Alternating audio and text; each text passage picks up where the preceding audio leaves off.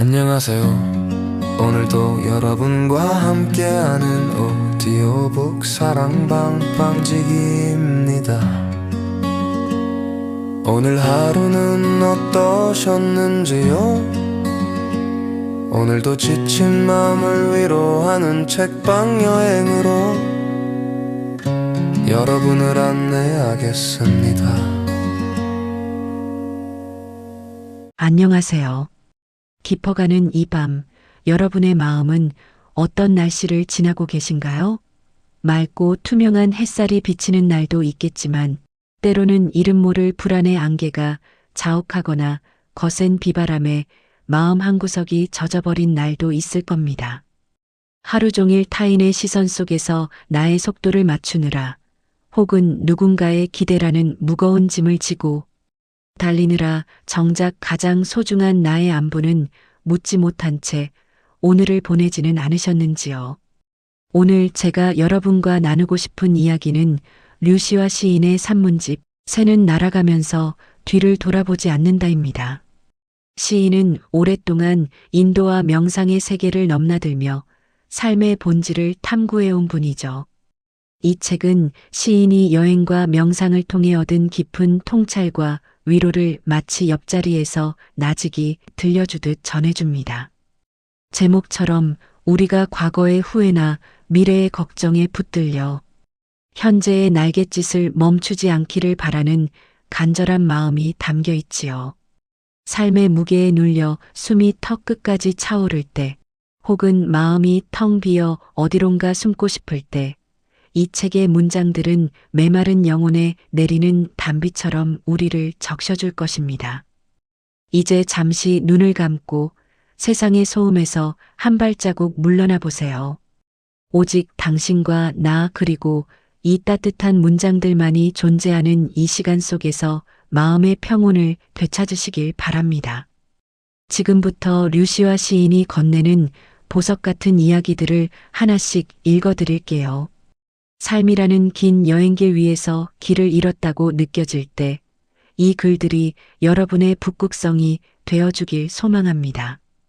우리가 잊고 지냈던 내면의 소리에 귀를 기울이고 진정한 나를 찾아가는 여정을 지금 시작합니다. 첫 번째 이야기 쾌렌시아, 나만의 안식처. 투우장에는 쾌렌시아라는 신비로운 공간이 있습니다. 소가 투우사와 치열하게 싸우다 지쳤을 때 숨을 고르고 에너지를 회복하기 위해 찾아가는 자기만의 안전한 장소지요. 투우장 안의 특정한 구석, 그곳에 서면 소는 더 이상 공격받지 않고 스스로를 치유하며 다시 싸울 힘을 얻습니다.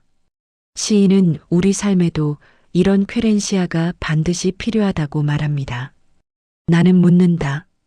나에게는 나만의 쾌렌시아가 있는가? 세상의 모든 공격으로부터 나를 보호하고 흐트러진 내 마음을 다시 세워줄 수 있는 곳. 그곳은 특정한 물리적 장소일 수도 있고 내가 몰입하는 취미일 수도 있으며 혹은 오직 나만이 아는 침묵의 시간일 수도 있다.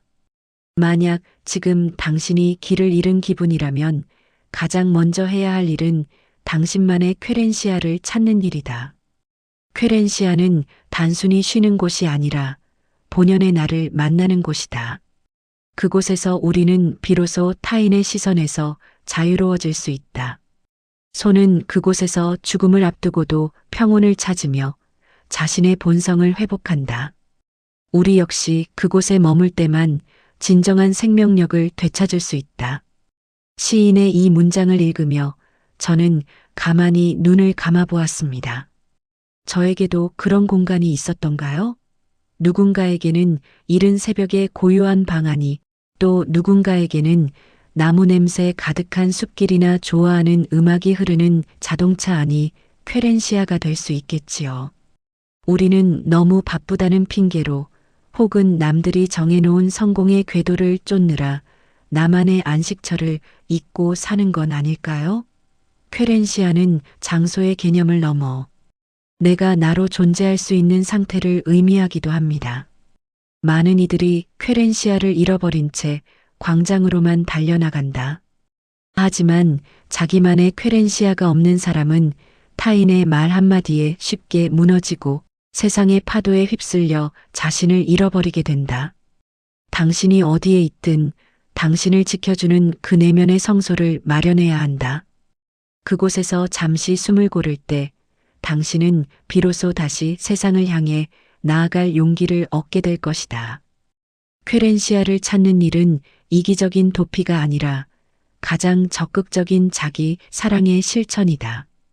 삶이 우리를 거세게 몰아붙일 때 우리는 본능적으로 도망치고 싶어 합니다.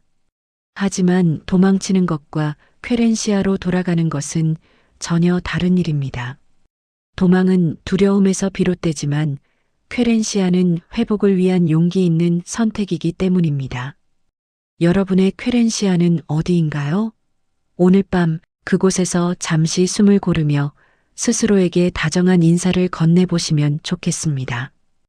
오늘도 참 고생 많았어. 여기서 잠시 쉬어가도 괜찮아 라고 말이죠.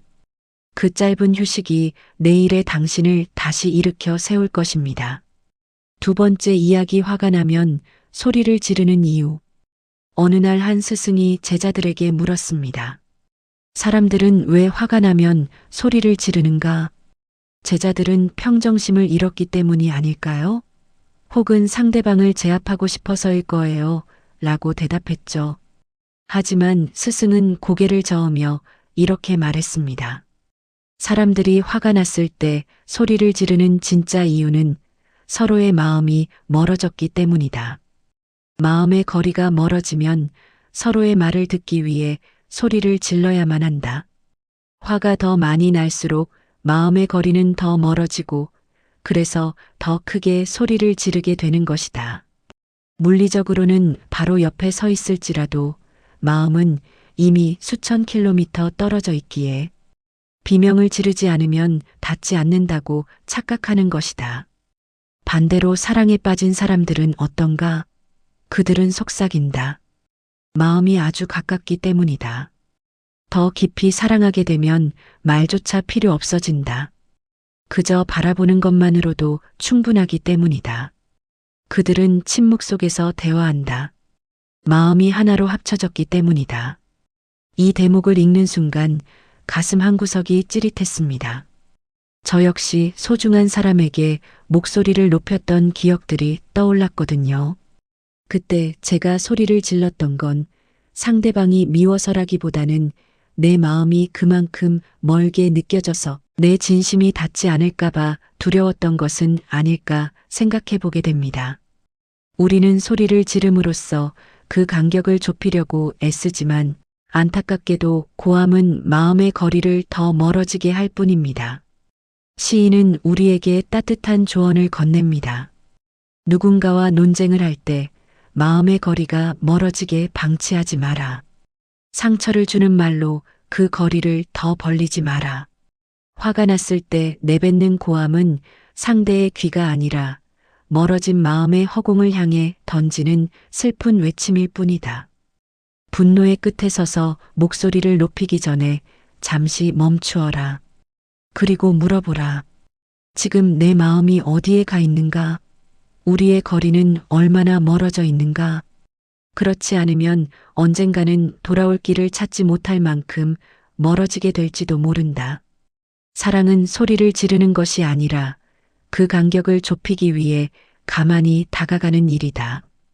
오늘 누군가에게 목소리를 높였다면 그것은 내 마음이 그만큼 외롭고 멀어졌다는 신호일지도 모릅니다. 상대방의 귀가 아니라 그의 마음이 어디쯤 있는지 먼저 살펴봐 주세요. 소리를 높이는 대신 한 걸음 더 다가가 손을 내밀어 보는 건 어떨까요? 진심은 큰 목소리에 담기는 것이 아니라 가장 낮은 곳에서 흐르는 따스한 온기에 담겨 있다는 것을 기억해야겠습니다. 속삭임만으로도 충분히 전달될 수 있도록 말입니다. 세 번째 이야기. 누구도 내 허락 없이 나를 불행하게 할 수 없다. 우리는 흔히 타인의 말 한마디 혹은 주변의 상황 때문에 내가 불행해졌다고 믿습니다. 그 사람이 그렇게 말해서 상처받았어. 회사가 나를 힘들게 해라고 말이죠. 하지만 류시와 시인은 엘리너 루스벨트의 말을 인용하며 우리의 고정관념을 일깨워줍니다. 누구도 당신의 동의 없이는 당신에게 열등감을 느끼게 할 수 없다. 내 행복의 열쇠를 왜 타인의 손에 쥐어주는가? 누군가 나를 비난한다고 해서 내가 정말 그런 사람이 되는 것은 아니다. 그것은 단지 그 사람의 생각일 뿐이다. 내가 그 비난을 내 것으로 받아들이고 동의할 때 비로소 그것은 나에게 상처가 된다. 나의 불행에 내가 서명하지 않는다면 그 누구도 나를 불행의 늪으로 끌어들일 수 없다. 세상은 끊임없이 우리를 흔들고 우리에 대해 평가를 내린다. 하지만 그 평가가 진실이 되는 것은 오로지 내가 그것을 허용했을 때뿐이다. 자기 자신의 주인으로 산다는 것은 외부의 자극에 대한 나의 반응을 스스로 결정하는 힘을 갖는 것이다. 이 문장을 읽으며 저는 무릎을 쳤습니다. 우리는 너무나 쉽게 자신의 감정 주권을 남에게 내어주곤 하죠. SNS에 올라온 타인의 화려한 일상을 보며 스스로를 초라하게 여기고 무심코 던진 누군가의 평가에 밤잠을 설치기도 합니다. 하지만 시인은 말합니다. 나의 가치는 오직 나만이 결정할 수 있다고요. 타인의 입에서 나온 말들이 내 인생의 성적표가 될 수는 없습니다. 당신이라는 존재는 타인의 칭찬으로 더 높아지지도 않고 비난으로 더 낮아지지도 않는다. 당신은 그저 당신일 뿐이다. 세상이 아무리 당신을 흔들어도 당신이 중심을 잡고 서 있다면 그 흔들림은 잠시 머물다 가는 바람일 뿐이다. 자존감이란 타인에게 인정받는 것이 아니라 내가 나를 인정하는 것에서 시작된다. 행복해지기 위해 타인의 허락을 구할 필요는 없다. 오늘부터는 당신의 마음 문을 굳게 닫고 허락되지 않은 불행이 발을 들이지 못하도록 당당해져라. 당신의 감정은 당신의 것이다. 여러분의 행복이라는 성의 문지기는 바로 여러분 자신입니다. 오늘 누군가 당신의 마음을 흔들려 했다면 조용히 미소 지으며 거절해 보세요. 당신의 말에 동의하지 않겠습니다. 나는 나로 충분히 아름답습니다. 라고요. 내 인생이라는 화폭에 타인이 멋대로 그림을 그리게 두지 마세요. 붓을 든 사람은 오직 당신이어야 합니다. 네 번째 이야기, 과거의 상처를 내려놓는 법. 우리는 가끔 과거라는 이름의 무거운 배낭을 맨 채 오늘을 걷습니다. 10년 전의 실수, 5년 전의 아픈 이별, 어제 들었던 날카로운 말들을 배낭 속에 차곡차곡 담아두고는 왜 이렇게 삶이 무겁고 힘든지 한탄하곤 하죠. 류시와 시인은 새의 날갯짓을 통해 우리에게 중요한 깨달음을 줍니다. 새는 날아가면서 뒤를 돌아보지 않는다. 뒤를 돌아보는 순간 중심을 잃고 추락하기 때문이다. 오직 앞을 향해, 그리고 지금 이 순간의 공기 흐름에 몸을 맡길 때만 새는 가장 높이 날 수 있다. 우리 역시 마찬가지다. 이미 지나간 과거의 일들을 자꾸만 돌아보며 자책하고 후회하는 것은 현재라는 소중한 비행을 스스로 망치는 일이다. 상처를 준 사람을 용서하는 것은 그 사람을 위해서가 아니다. 그것은 무거운 배낭을 짊어지고 가야 하는 나 자신을 위해서다. 용서는 타인에게 베푸는 관용이 아니라 내가 더 가볍게 날아오르기 위한 생존의 선택이다. 시인은 인도의 지혜로운 노인이 들려준 이야기를 인용합니다. 독이 든 화살을 맞았을 때 가장 먼저 해야 할 일은 누가 이 화살을 쐈는가, 왜 나에게 쐈는가? 를 따지는 것이 아니라 우선 내 몸에 박힌 화살을 뽑아내는 일이라고요. 원망과 자책은 화살을 더 깊숙이 박히게 할 뿐입니다. 과거의 상처를 붙들고 있는 것은 내 몸에 박힌 화살을 그대로 둔 채 고통스러워하는 것과 같다. 화살을 쏜 사람을 원망하느라 정작 치료할 시간을 놓쳐서는 안 된다. 당신은 과거의 고통보다 훨씬 더 소중한 존재다. 과거는 이미 일어난 일이며 바꿀 수 없지만 그 과거를 대하는 나의 태도는 지금 이 순간 바꿀 수 있다. 과거의 노예로 살 것인가 아니면 현재의 주인으로 날아오를 것인가?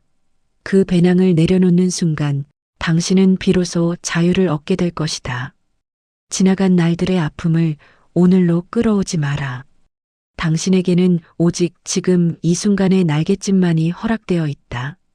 사실 과거를 잊는다는 것이 말처럼 쉽지는 않습니다. 하지만 시인의 말처럼 지금 이 순간의 호흡에 집중하다 보면 과거의 무게는 조금씩 가벼워질 것입니다. 뒤를 돌아보느라 현재의 아름다운 풍경을 놓치고 있지는 않은가요? 이제 그만 무거운 배낭을 내려놓고 가벼워진 몸으로 오늘이라는 하늘을 마음껏 날아보시길 바랍니다.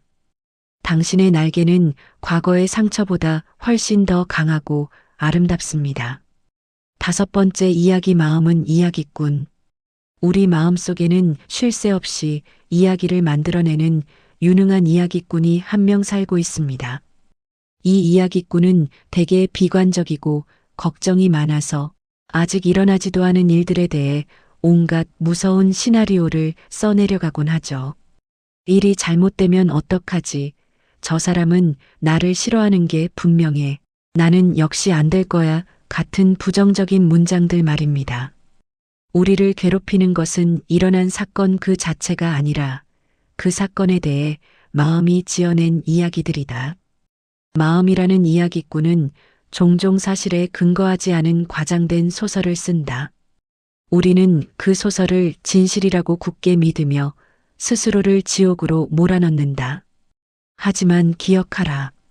당신은 그 이야기의 관찰자이지 이야기에 휘둘리는 노예가 아니다.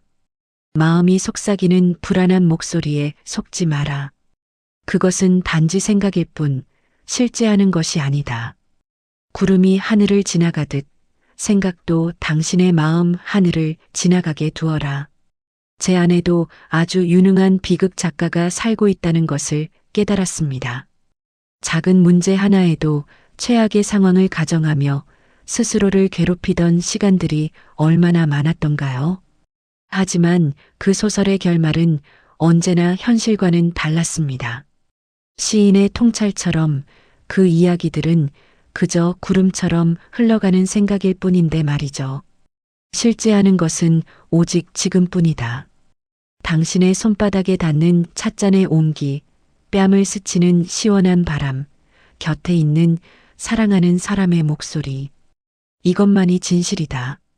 마음이 미래의 불안이나 과거의 후회로 당신을 끌고 가려 할 때마다 지금 여기로 돌아와라.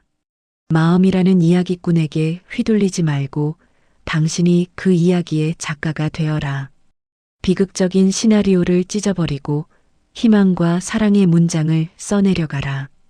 당신의 삶은 당신의 생각보다 훨씬 더 경이롭고 가치 있다. 이야기 너머에 있는 고요한 당신을 발견하라. 여러분의 마음속 이야기꾼은 오늘 어떤 이야기를 들려주었나요? 만약 슬프고 우울한 이야기였다면 과감하게 그 책장을 덮어버리세요. 그리고 지금 여기라는 새로운 페이지에 당신의 행복을 위한 첫 문장을 시작하시길 응원합니다. 우리는 우리 마음이 써내려가는 이야기보다 훨씬 더 크고 넓은 존재입니다. 불안이라는 소설 대신 평온이라는 시를 써내려가는 밤이 되길 바랍니다. 오늘 저와 함께 나눈 류시아 시인의 이야기들, 마음속 깊은 곳까지 잘 전달되었을까요? 책의 마지막 장을 덮으며 저는 이런 생각을 했습니다. 삶이란 결국 끊임없이 비우고 내려놓고 다시 채우는 아름다운 순환이라는 것을요. 우리는 무언가를 더 많이 가져야만 행복할 것이라 믿지만 시인은 오히려 등 뒤를 돌아보지 않는 새처럼 가벼워질 때 비로소 진정한 비행이 시작된다고 말합니다.